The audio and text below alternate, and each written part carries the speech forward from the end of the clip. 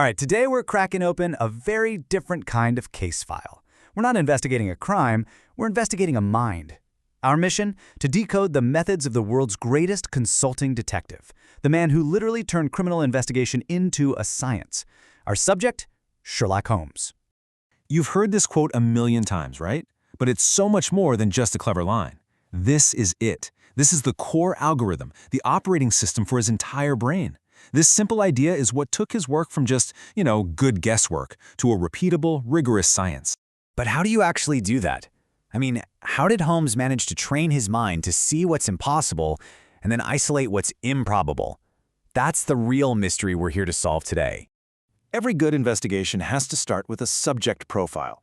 So let's do this right. Let's open the official dossier on the man himself, the enigma living at 221B Baker Street. So you can see right away, his physical description is just as sharp and precise as his mind.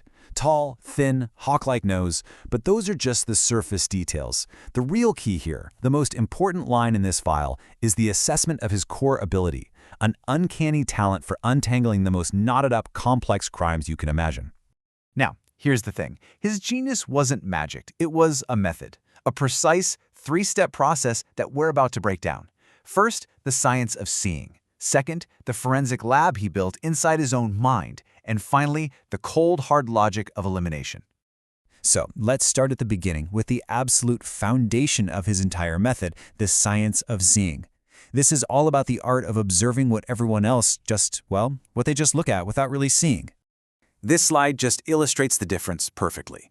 For the average person, for you or me, we see mud on a shoe. That's it. End of story. But to Holmes, oh no, that's a geographic fingerprint. He sees a specific kind of reddish clay and boom, he can tie a suspect directly to a spot by the river they swore they'd never been to. It's not just seeing, it's deconstructing reality, piece by piece. This was his golden rule.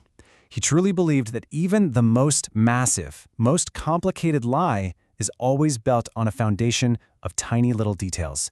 And if you can just find the one detail that doesn't fit, the whole thing collapses. Okay, but collecting all these tiny details is only half the battle, right?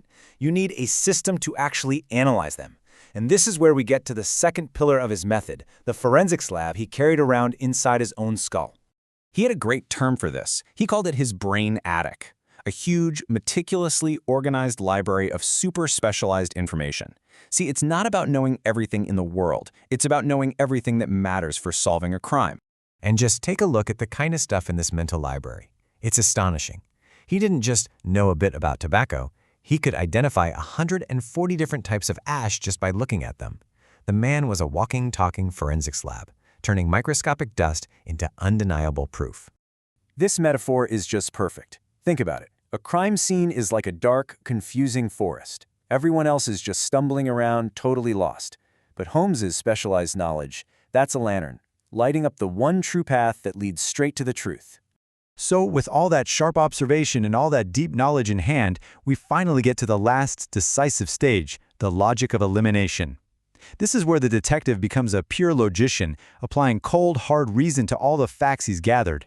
So that famous quote of his, it's not just some cool philosophy. It's a literal four-step scientific method. You gather every single fact, you consider all the possible ways it could have happened, and then use the facts to just destroy the theories that don't hold up, one by one. It's deduction by destruction. And the result of this incredibly disciplined process? Well, he doesn't just solve crimes, he reconstructs them with almost mathematical precision. He's not guessing, he's calculating. The truth isn't his opinion. It's just the only possible answer left standing. So we've analyzed his methods, the how of his genius, but no case file is complete without a psychological profile. So now we got to turn to the why. What was it that drove the man inside this incredible thinking machine? To really get Holmes, you have to try and see the world through his eyes. And as this slide shows, he kind of saw the world in binary. On one side, you have the messy, illogical world of human emotion. On the other, the clean, elegant world of intellectual problems. For him, emotion wasn't just a distraction. It was like corrupted data. And this right here reveals his core motivation. His real nemesis wasn't some criminal mastermind like Moriarty. It was the crushing, soul-destroying weight of boredom. Without a complex problem to sink his teeth into, his mind would just turn on itself, and he'd sink into a really deep depression. The thrill of the hunt wasn't a job, it was his reason for being. But, there's something even deeper going on here. In a world that doesn't really offer up a clear meaning or purpose, Holmes chose to create his own. He used logic and reason not just to solve crimes, but to build a life of purpose for himself, finding that meaning in the struggle of the investigation itself. So in the end, every single case wasn't just about catching a bad guy. It was a personal battle. It was a way for him to push the boundaries of his own mind, to become a better, sharper version of himself. He saw it as a sacred duty of self-improvement. And so our case file closes with one last question. For you, in our modern world, with all the fake news, the information overload, the constant distractions, isn't the Holmesian method maybe more essential now than it ever was? The ability to see clearly, to think logically, and to find the actual truth in a sea of noise. Perhaps that's the greatest mystery of all. The case is closed.